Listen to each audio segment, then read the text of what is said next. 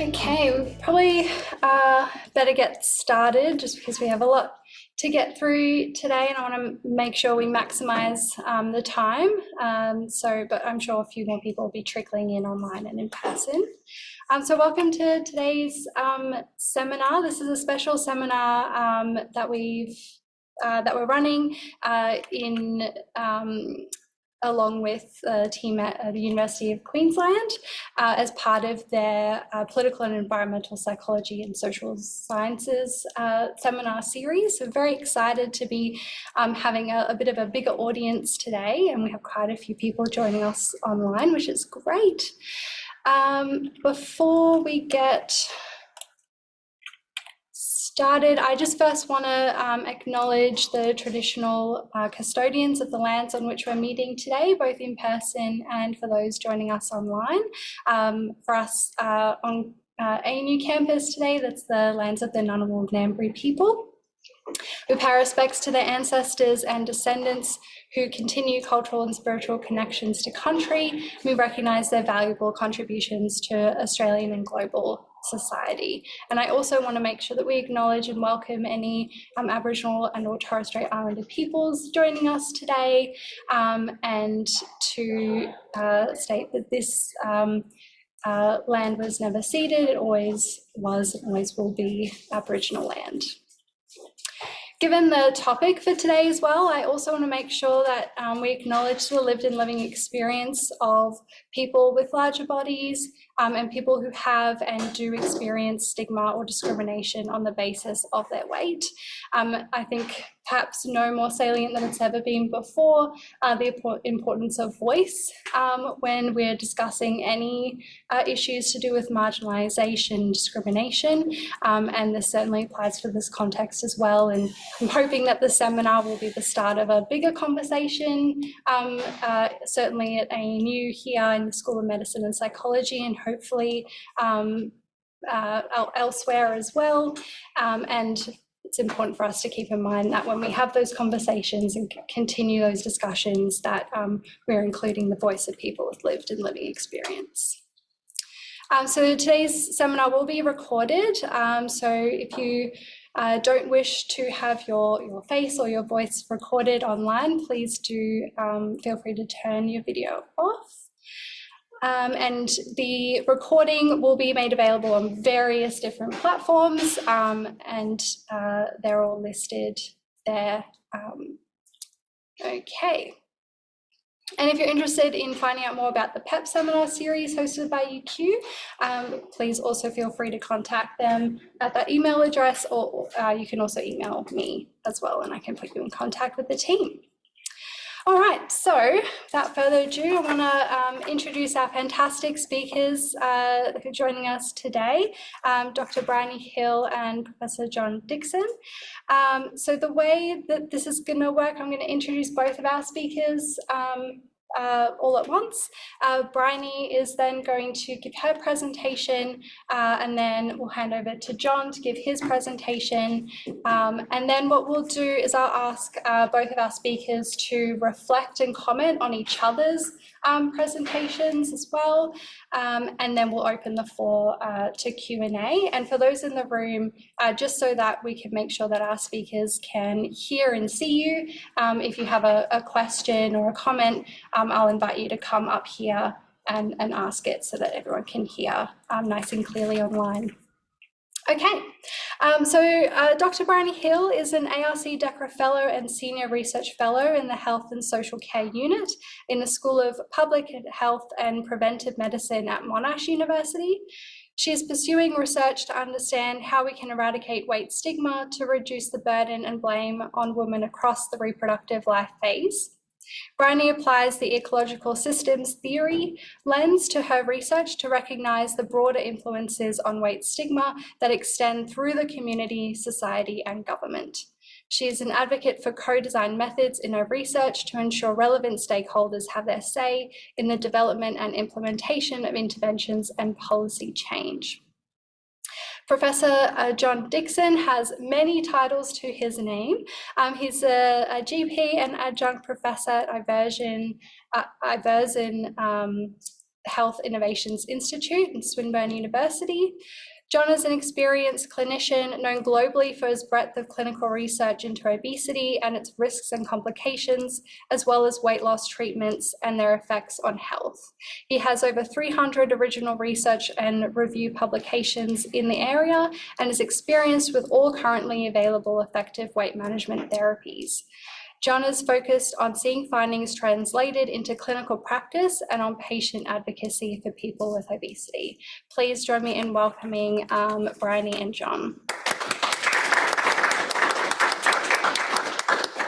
So Briony, I will stop sharing and feel free to share your screen whenever you're ready. Hi everybody, it's the moment of truth. There we go. Okay, thank you so much for that lovely introduction, Joanne. Thanks for the invitation today.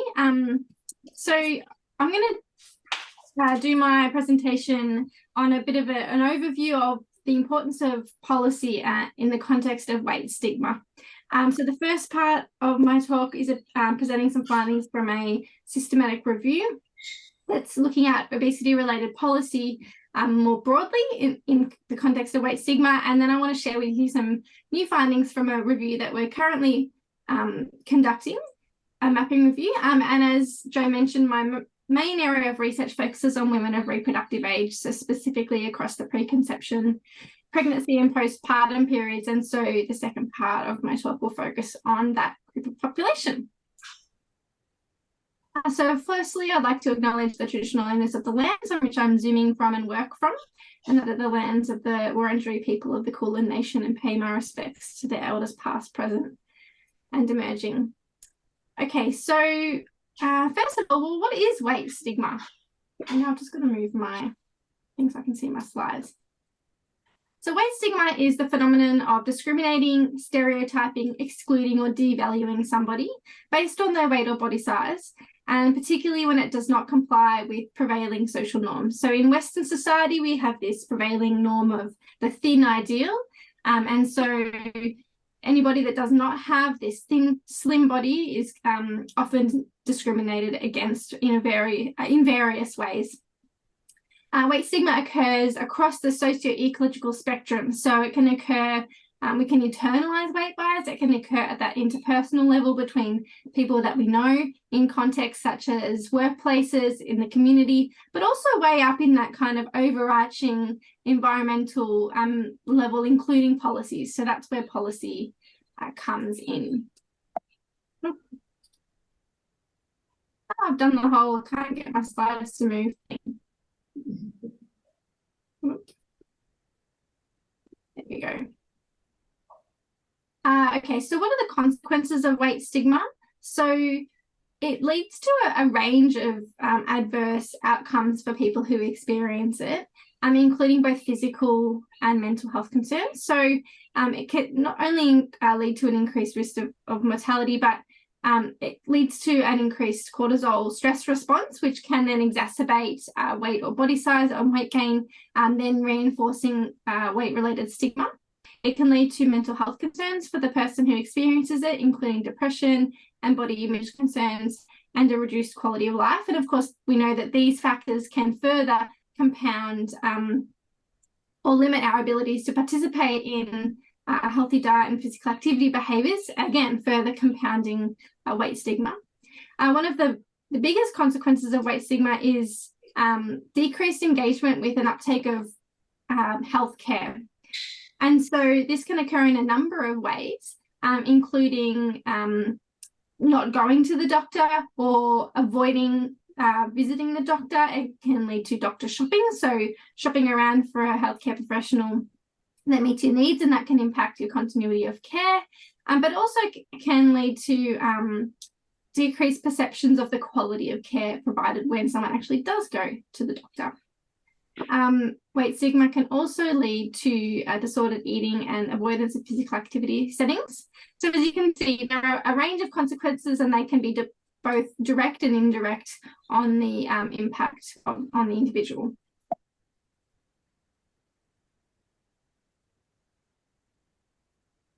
Okay, so now we just have a bit of an understanding of what weight stigma is. Why are we talking about it in the context of policy?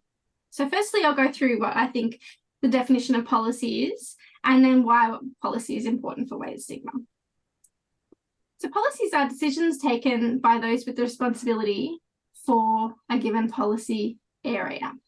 And I like to take a broad brush definition of policy, an inclusive definition.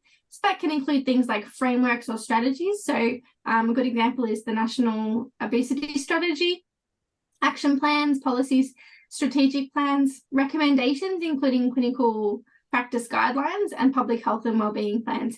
But the key commonality here is that they propose a course or principle of action, and they occur in the context of governments, schools, healthcare, workplaces, or community settings.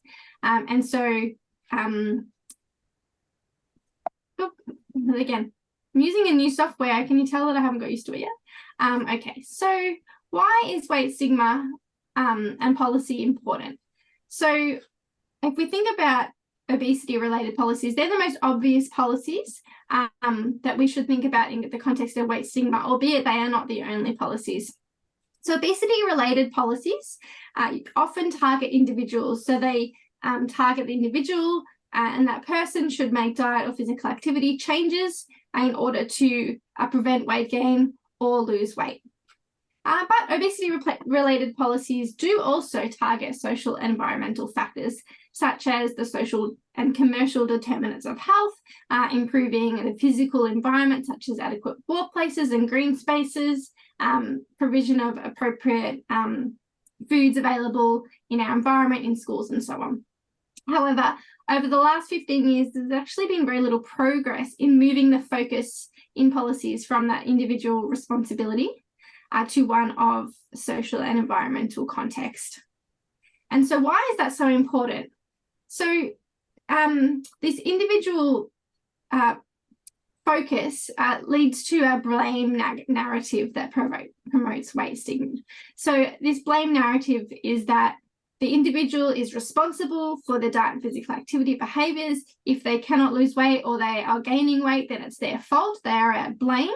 And, and it's not accounting for these, diverse and very important and salient broader social and environmental factors that do influence our ability to optimize our diet and physical activity behaviors, as well as not understanding the complex factors that go into the development of weight.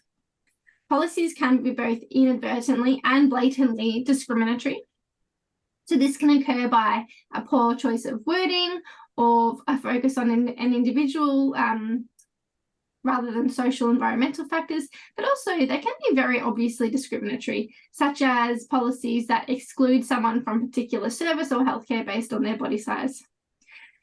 And so in this way, policies can perpetuate stigma in society, because if we think about policies from that a socio-ecological lens, they can sit right at the top. And if we can't get the policies right and understand the contributions to the development of weight and body size, then people in the community and society, workplaces, in schools are not going to get their perspectives right as well. Okay, so that's a little bit of background. So now I'll share with you some findings from a systematic review, and the link is there if you want to look it up. So first of all, what are stigmatizing policies and non-stigmatizing policies? So examples of stigmatizing policies include those that deny people access to healthcare based on their body size. And a classic example is denying people access to fertility treatment based on a BMI cutoff. Or asking people to go to a different hospital that's not in their, catchment area based on their weight. Stigmatizing policies include punitive warning labels, for example, on soft drinks, where there might be a graphic image negatively depicting obesity, as well as things like punitive price-raising policies that punish people for living in a larger body. And a classic example of that is, and it's particularly prevalent in the US, is health insurance policies where people are charged higher premiums because they have a larger body size. And that's therefore compounding the effect, because that limits their access to healthcare or treatment and, can reinforce weight or weight gain. Non-stigmatizing policies might look like anti-discrimination policies that are based on weight, or policies that have a really complex and true environmental focus. So we looked at factors that were associated with policy support, and we did this in two ways. So we looked at policies that had an environmental attribution focus. So policies that are considered environmental factors as really important in the development of weight and body size. People who saw those policies were more likely to support policies that were around the prevention and treatment of obesity. So, in other words, helping people and not just blaming them. On the other hand, policies that take an individual or causal attribution lens, so that individual responsibility and blame narrative, people who endorse those policies are more likely to promote weight stigma. And they also have hold potentially similar characteristics. So they were more likely to be male, have a lower education, and be on the political conservative end. And people who endorse these kind of policies also endorse punitive policies such as taxes and, hiking prices on health insurance. So not only looking at the types of policies and the characteristics associated with these, we also looked at the ways policies were implemented or evaluated. And so while policies do take both individual and environmental responsibility lens, they are often implicitly condoning in weight stigma, often through poor language choice or this conflicting discourse. So for example, policies that oversimplify the energy balance, this energy in, energy out equation, are reinforcing this lazy stereotype. So if you're reading a policy like that, the subliminal message is that people who have obesity or who are living in a larger body are lazy, and that they must be eating, high fat, high sugar foods, and they must never exercise. That's reinforcing that message. Policies can also have conflicting messages. So often this message of it's your human right to choose how you live your life and what behaviors that you have. And, at first glance, that seems like, yeah, we do have a right to choose what we do. But that's kind of overlaying or not acknowledging that environmental responsibility from governments is so important. And it takes away that concept of agency in the context of environment. So yes, we have a right to choose, but we may be choosing things that are influenced by our environments. And so policies can be quite conflicting in the messages they're sending. And finally, policies can often choose or not think through the wording very well.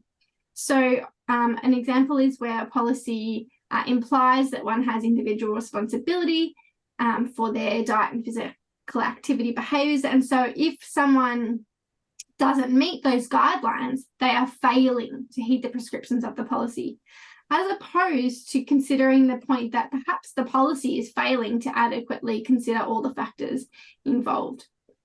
And so we're kind of sending the message here that policies are really, really important in the development of stigmatizing attitudes and beliefs in society, and there's a lot of work to be done. So I've thrown all this information at you, but what are the take-home messages? So if you walked away from today with one thing on your mind, is that we have so much work to do. So policies can reinforce weight stigma, and they can do so blatantly obvious, and they can do so very surreptitiously. If we assess current policies today, we know that weight stigma is poorly addressed in these existing policies. So we have a lot of work to do to even get weight stigma recognised in policies. And then, the next step is, well, how can we understand what to even do about it? So this individual responsibility narrative is persisting, and we really need to change that if we're going to change the way people are thinking about people living in larger bodies. So much work to do. Okay, so that's thank you for me, and hopefully I kept to time. And just a quick acknowledgement of my funding and colleagues who worked with me on this work.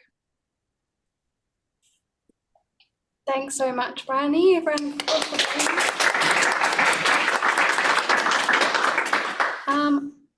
hand over to you, John, if you want to share your screen.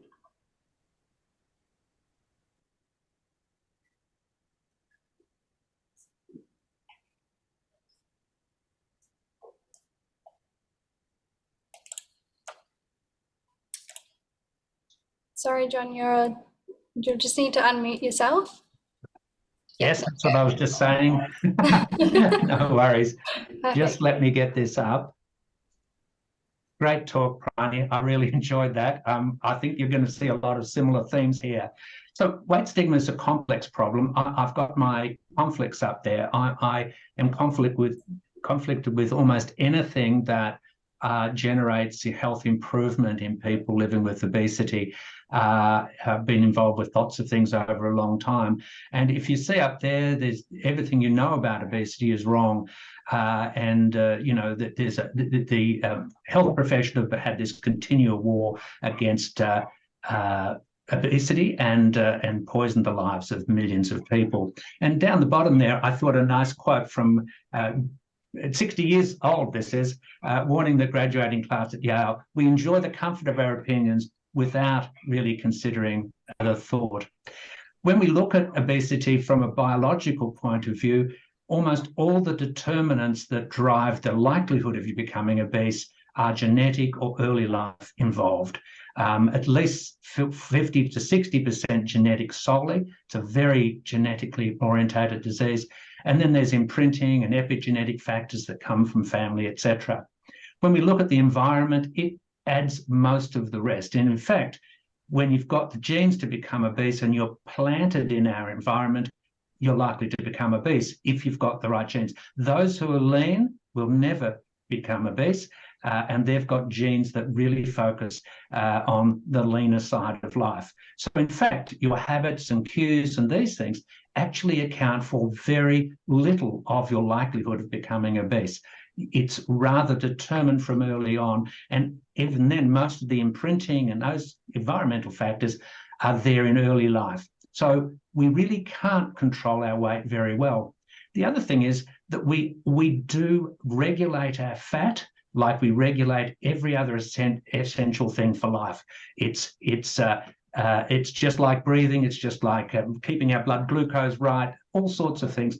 We control our weight through the hypothalamus, but in fact, it's that experience that what the hypothalamus is getting at is then extended through the cortical features, the hedonic areas, etc.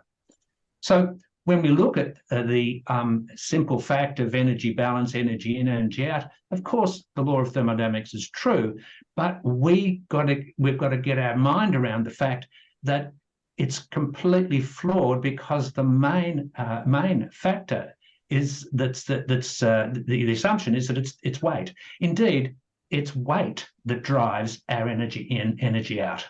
It's our physiology that drives that, and we can do very little about that. A small group of people can lose weight and keep it off over a long period of time. It's not a large number, and people battle their weight generally year after year. So when we think about how an elephant eats and how a mouse eats, we can see the issue. They have very different eating patterns, and they really feed and expend energy because of their size. Now, you've heard definitions before. I just want to focus on internalized weight stigma, because this is what I see is really causing so much problem. We see here broadly awareness of the stereotypes that are common in our community, agreement with those stereotypes, and the application of those stereotypes to oneself, and the devaluation of one's stigmatized identity. I see this as a huge problem in the patients I see, and I use patients and obesity as words that we use in the medical world. I apologize. So internalized weight stigma is something that's common and usual in the people I see. A population, 18 to 20% endorse it. But when we look at obesity, 52%, and the very highest levels are those who are seeking a treatment for obesity and binge eating disorder. So when we look at obesity and the problems it's generating, it's a human rights and social equity issue. Improved diet and exercise, attacking the fast food industry and sugar, that just, as Briony says, it just tells people that they're making the wrong choices. And we know that's not right. A health policy that says diet and exercise will solve the problem is a policy that is shaming and blaming, but we know it doesn't work. The results of obesity prevention in every country on the planet have been zero. We haven't done anything to really counteract the prevalence. And of course, when it comes to effective care, we have not been delivering to more than a small portion of our community. That is 1 or 2%. It's frightening. So when we look at stigma occurs is right across society. Social relationships are meant to be the most impressive driver of stigma that people feel and so forth. Not surprisingly, it's family and friends, and then the healthcare setting comes number 2. And of course, it's all increased by mass media, employment situations, etc. It's just part of the way we think about obesity. So we need, from the point of view of healthcare workers, and I'll talk mainly about healthcare area as I go through. Now, when we look at the pathophysiology of the complications of obesity, we in medical spheres, there's mechanical like arthritis of the knee, there's cardiometabolic, which includes diabetes, heart disease, heart failure, and a whole string of cancers. And then there's a psychosocial demographic, and there's a functional. But in fact, the pathophysiology in most people with really significant problems with obesity include all those. They tend to go hand in hand. And on top of that, we make it worse with the bias, the stigma, and the blaming personal responsibility. If you think that obesity doesn't produce costs into our healthcare system, yet we spend very little treating it, almost nothing from a public health point of view or from a treatment point of view. But if we look at this genetic study just published in the last few weeks and looking at the genes associated with the biggest risk factors of our health, they exclude things that are environmental like smoking and alcohol because they're not highly genetically tuned. But these are all highly genetically tuned, and particularly waist circumference. And you see there that the biggest contributor to overall healthcare costs in our community is 1, waist circumference, 2 is BMI, and then there's systolic blood pressure. We can get this information easily from our patients. This has come from figures that a study done on the genome in people in Finland, replicated in the United Kingdom, in Netherlands. This is telling us that all of those things that cause us chronic disease are really driven, many of them are driven by these, and it's diabetes, cancer, and heart disease. So when we look at the 10-year experience of the allostatic load of being stigmatized, that internal stigma that I say is damaging, we see the normal classical metabolic pathways that are associated with obesity, and then we see the stigma, discrimination, social, psychological, behavior disorders that occur, going to the allostatic load, inflammation, cardiovascular dysfunction, etc., hypothalamic pituitary, activation of sympathetic nervous system, leading to the same problems. So as Briony said, we are making our patients worse by blaming and shaming them. It's an important point.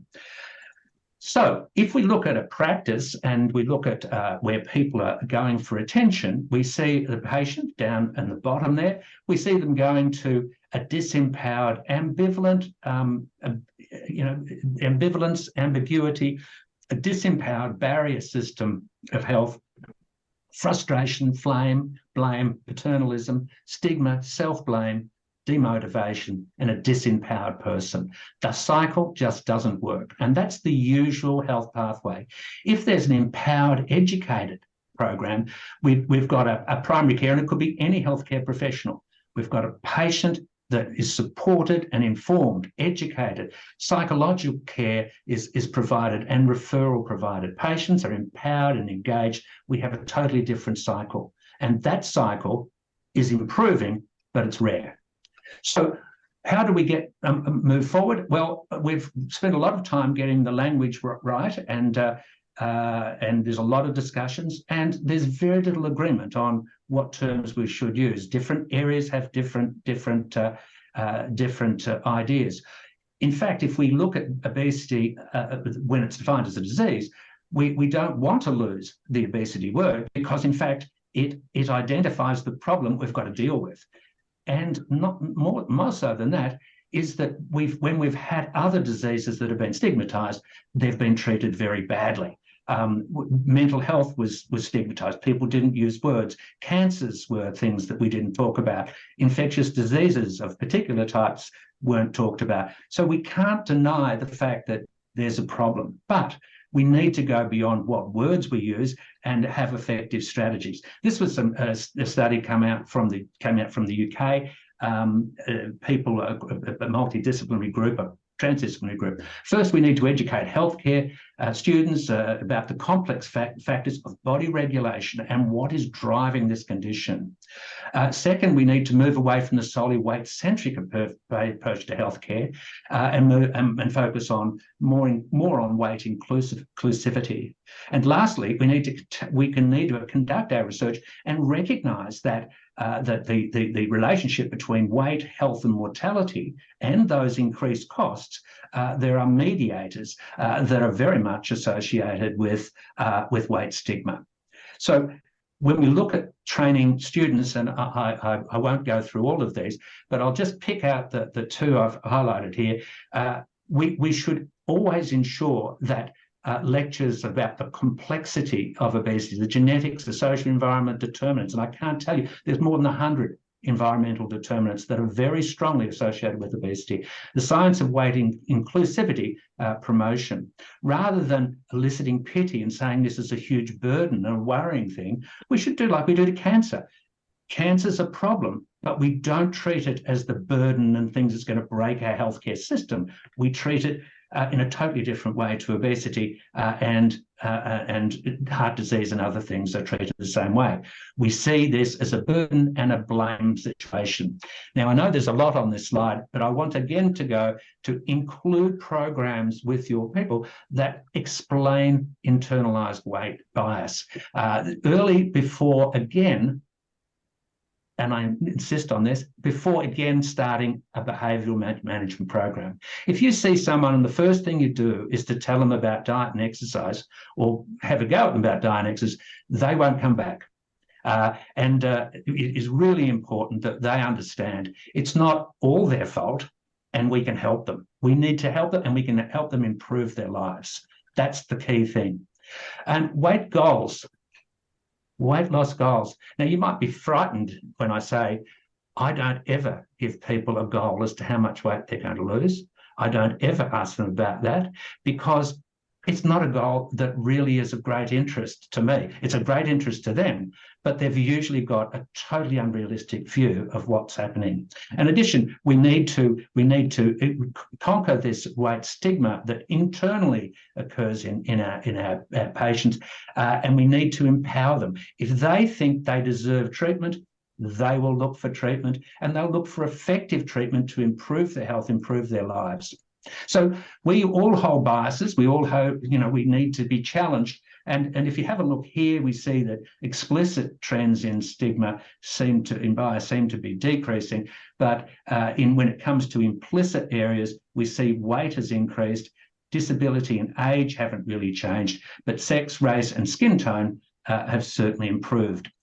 So we've got a lot of work to do. And my personal biases are evidence-based interventions for both prevention and treatment of obesity, respect for those living with obesity, and critical thinking about evidence. Now, our healthcare, this is the final bit, our healthcare messaging is very often confused with contradictory ideas. It's confusing and delivered with conviction. And you all know there's public health messaging that Briony's talked about, which never mentions stigma until recently when we've insisted on it. There's the Hayes group that is so worried, formed because of stigma and the damage it was doing. There's eating disorders, clinical care, weight inclusivity, diet and exercise. These can all deliver weight stigma. And we have these false dichotomies.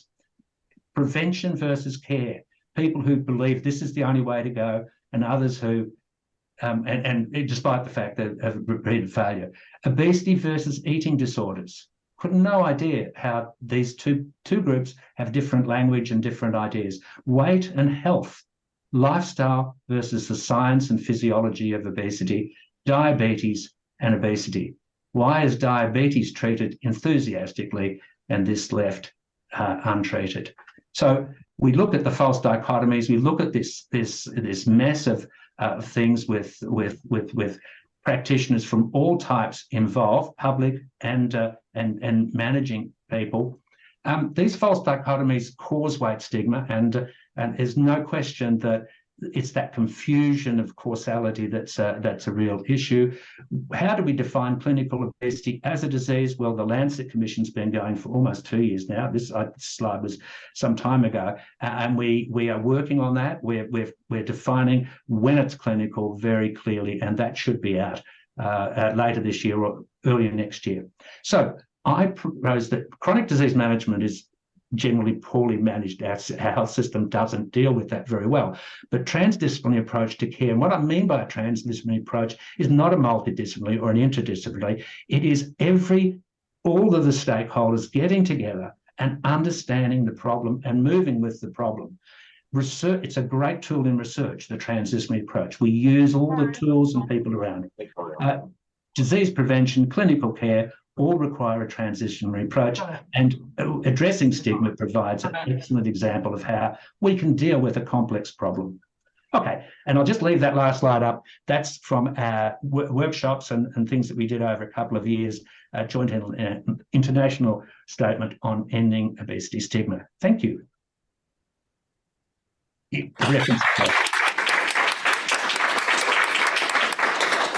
Fantastic. Thanks, John. All right, I'm going to ask Briony if you want to spend a couple minutes, just any reflections or comments on John's talk. Yeah, I mean, thank you so much, John. You did a much better explaining the physiological process of how stigma reinforce weight gain, so thank you for that. I really loved your slide on the language use, because I think that's something that we can all do, and researchers have a real role to play in getting the language right. If we can't get it right, then how is anyone else going to get it right? And I think that your point on language use can be different depending on the context. So as you said, you're a clinician and you use terminology that's relevant for the clinical setting, and then when we're talking with consumers, we should use language that's appropriate for them, and that can be co-designed with them. And I think it's just really important that we as researchers get the language right and get the person first, and asking people how they would like to be spoken about in terms of weight stigma. And the other thing I was thinking about as you were talking was this concept of the literature and the evidence on body size and how it can be so stigmatizing. And I wonder if there's, there's a bit of a shift happening now in the literature more broadly, where we can really consider the impacts of factors relating to weight stigma and how they are associated with factors that we typically consider to be associated with obesity or BMI. And I think my thought here is that, policies are hopefully evidence-based. And if the evidence is a bit out of date in the fact that it hasn't adequately considered stigma-related factors, then we have a long way to go. And it's something I've been reflecting on as a researcher lately, because I did my PhD and a lot of my early work looking at gestational weight gain. And that's very heavily tied to body mass index, but I'm doing a lot of consumer work lately. And consumers are just really disheartened by continually being told they can't do this, they can't do that based on their BMI. And just a reflection of mine in wondering whether there's room for the evidence base to grow in this space. But yeah, thanks for a wonderful talk, John. Thanks, Briony. John, did you want to respond to any of Briony's comments and then maybe reflect? Yeah. Look, I thought I mean, I've watched the policy over years and seen the most horrendous stigma in policies. There's one that was released by Vic Health and others about preventing childhood or stopping childhood obesity, released a couple of years ago. It was horrifying. It just was completely related to increasing exercise and decreasing intake, and it really just smacked. It just, as a person who works in the science and the biology of this, it's not practical at all. And when we look at policy and we look at guidelines in the obesity world, if you think, we've had guidelines, we've got guidelines, but they're not, no one takes any notice of them because it's not a disease or not a problem that we really need to address. People are ignored. We have no effective treatments that are readily available. Some dietary and exercise things work better than others, but over the long term do very little. And so we need to really think about those strategies, make sure that they're real and they look after the people who have them. Now, the people who are left out of this game are usually the people with the lived experience of obesity. Now, why is it so hard to get them to talk to us? That's because they've got internalized stigma. They blame themselves. And it's very hard to get a group together who really will look after one another and actually advocate for better care for themselves. And that's a problem. And so when you've got 1 or 2% of the community, or up to 5% for some areas where there is effective care, they're not having it. And that's a global problem. So I think we're on the same page. We've really got to address this problem seriously. And without addressing it, I see this as the greatest barrier to treating people and managing people for their health with living with obesity, and it's a huge barrier to prevention. If we keep doing the same thing over and over again and expect a different result, it's not going to happen. And we're doing the same thing over and over again, and I don't expect a different result. Great, thanks, John. Yeah, really important, powerful points. And I was thinking when you're talking about internalized stigma being one of the reasons why it's hard for us to get people with lived experience to speak to us being, in this case, health policy makers or clinicians. Part of that's also because, we're the source of harm, right? We're the perpetrators of harm. So why would they want to come and speak to us? So I think we have a lot of work to do in repairing that relationship as well. I want to open it up to questions now. So I might do a sort of alternating between Zoom and in the room, depending on how many questions we've got. I can see someone's already raised their hand. So do you want to, I'll just do this here. I'm not sure, it was just a staff number. Rosalie, did you want to unmute yourself and ask the question? Yeah, hi, thank you very much for a fascinating presentation. Two halves to the question. The first half is, how do you contend with clinicians who would see this presentation and the commentaries about stigma as a side issue, or that they see it as political correctness? That's one part of the question. And the other part is that when you talk about lived experience and people not wanting to talk to researchers, I think there's an interesting split, because there seem to be a group of people where they talk about fat shaming and talk about being proud and fat at one end of the spectrum, and others who are saying, well, how are you designating us as people with lived experience because you've just labelled us? So just how do you deal with that, or what are your recommendations in contending with both of those groups at one end and at the other in terms of the clinicians? You want me to? Yeah. Look, I think the biology is slowly getting through to most clinicians.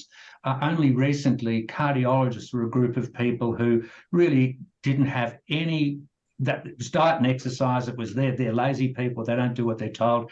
And suddenly we find that the drugs that really work for managing weight and work very effectively change dietary choices, change their appetite. They lose a lot of weight. Their heart gets better. And there's a type of heart failure that they're at the moment saying, oh, look, this might be a real problem.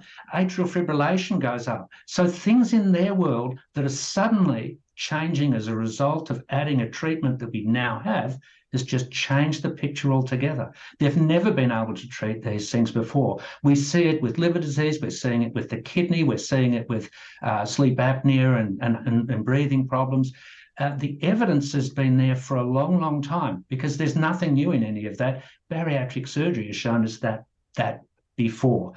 Now, when I talk about people with the lived experience that are stigmatized, I mean the people who will stand up and advocate for themselves. And if we look at, we have struggled for years to get a group of the lived experience together and actually jump up and down like the diabetes group, the cancer group, or the heart disease group, or any small cancer group, to say we need better care, we need health, appropriate health right across the board. I'm talking about whole of life health for the problems they have. That group, WIN, Weight Issues Network, was developed in 2019. It's largely based in Sydney.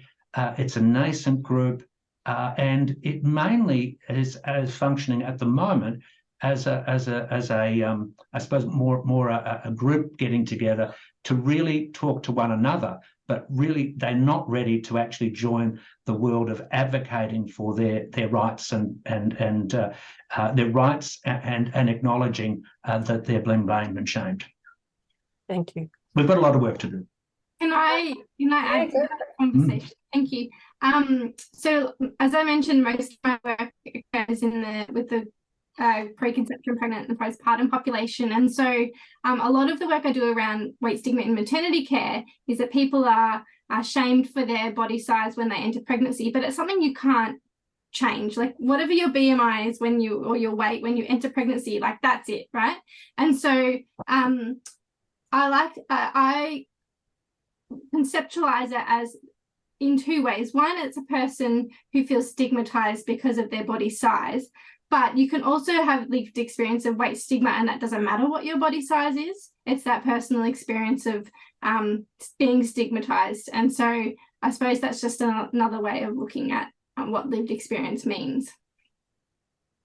Do you have any questions in the room? Yep. Did you want to come up and ask, so just so everyone can hear? We've got one question in the room. Okay.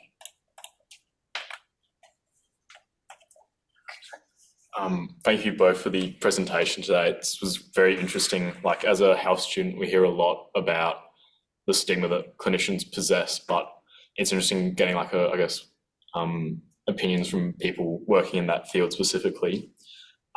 This one's for both, but Professor Dixon, you might have a more informed opinion here, perhaps just due to your clinical work. So you mentioned that we should move to a more like health-focused approach.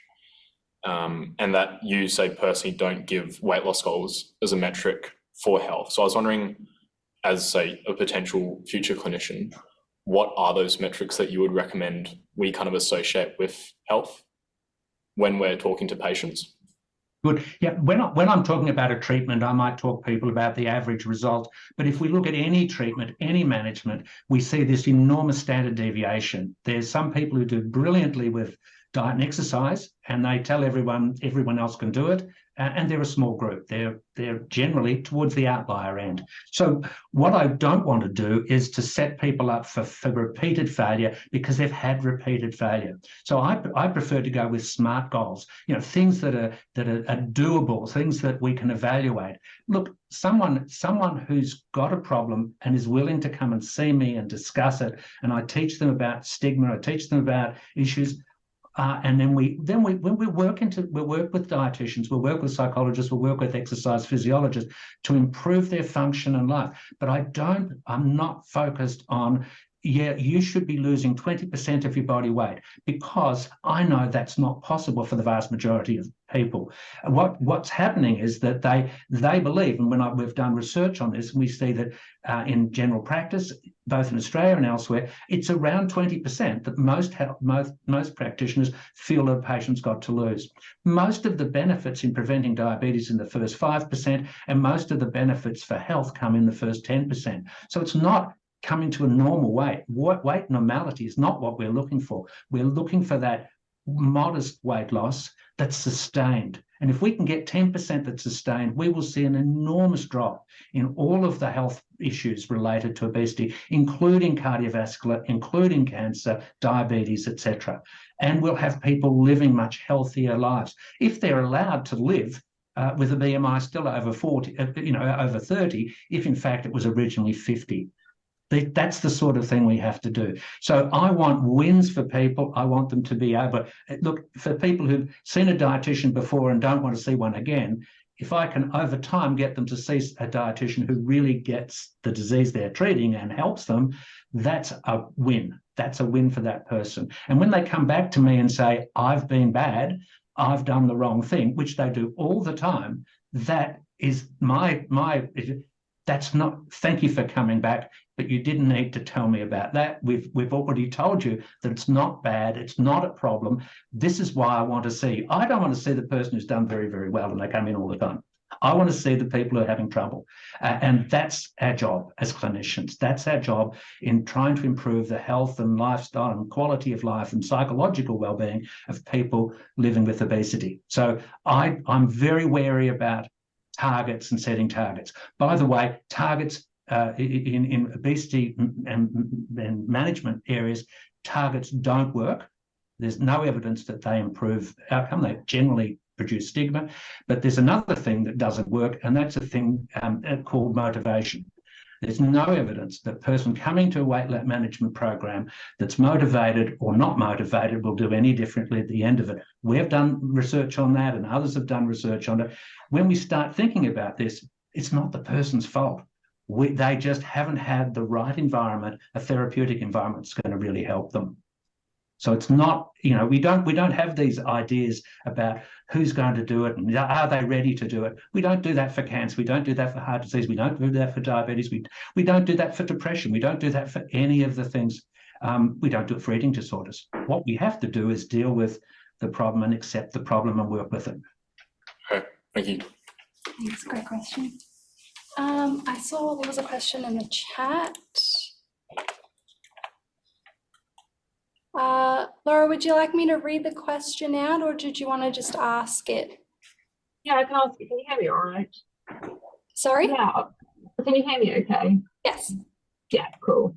I was basically just thinking about the fact that I'm someone who works in the behaviour change side of things. I'm working in the intervention space for people with severe obesity, but I'm always conscious of the fact that really we're just dealing with almost like the end of the cycle of people that are coming through, these people already suffer from the consequences of, poor policy, kind of poor weight environment, that kind of leads us to what this point is obviously one, as you've explained, John, the genetics and things like that. And always kind of worrying that maybe a lot of this focus on interventional work really detracts from the responsibility of better weight management policy, further back in creating better environments, supporting like food, social, housing, things like that, can give people more stable lives. But really, how can we, as people working in a space, be kind of better advocates for these kind of other policy areas that don't probably concern the work? And also as a follow-up, are there things that we can do, such as realist evaluations, stuff like that really emphasize and explore the people and the journeys of people who have come to these services and these pathways that might support, this emphasis on the stuff that might actually help people earlier on. Yeah, thanks, Laura. It was a little bit cutting out, but we do have your question in the chat as well. John or Briony? Maybe Briony, do you have any thoughts? Yeah, sure. So I also came from a behavior change background, and so I think what's clear to me is that people should still have agency to optimize their diet and physical activity behaviors. The way, and how that occurs is influenced by their environment, but we can still make good choices. And so there's a time and a place, but it's about delivering those interventions or that care with kindness and understanding the context to make sure we're not stigmatizing and not reinforcing that blame narrative and that individual responsibility narrative. So we still have agency to make our own choices, and we should never forget that. But going back to that point I made about policies, we have to think about it in the context of the environment. We can't just, say that the environment is never important. Hopefully I've semi-answered your question. Yeah, I agree. I'm not saying forget diet and exercise. When I see people who've exercised and got fed up with exercise, we've done a study where we've looked at people with diabetes, and the bigger they are, the more they agree with all of the areas of treating their diabetes except for two: diet and exercise. They know they don't work, they don't like doing them, there's barriers to them, etc. Now, of the people I refer to, our clinical exercise physiologists are some of the best people I know. They're fantastic. They can get people who can't get out of a chair or can't go far, up and around and functional, doing things they've never done for years without weight loss. We mustn't think that a quality diet is going to solve the problem of weight. It is a very healthy thing, and it will help if we can match it in. So once we've got a little bit of control, we can actually work much better with behavioural change. But to go to those people living with obesity, living with diabetes, with a BMI over 40 and tell them the diet and exercise is going to help them, they don't have that faith. We've educated exercise physiologists very well in the sense that we don't expect exercise to be a dramatic way to lose weight, unless you're exercising 4 to 6 hours a day and you're training. And I know people who've done that and so forth. But exercise is for brain function. It's for physical function. We did a randomized trial of exercise, no exercise, with the same dietary treatment, and the group who had the exercise, same weight at the end of 2 years, but they had less mood issues, but they had better mental function. They were really different. And so we've got to advertise, we've got to promote these supposedly weight loss things as being healthy parts of life that are going to improve their quality of life, improve their function, and improve their health. But to have the whole idea of doing this for someone who's very big, that it's going to produce weight loss in a dramatic way, is they know wrong and we know wrong, for most. Great. Great questions. Unfortunately, we are out of time, we'll have to wrap up. But if anyone does have any other questions, please feel free to email me and I can forward them on to Briony and John. I know we all love, the three of us love talking about these issues. I'm very happy to continue those conversations. So I just want to, final thank you and round of applause to our speakers.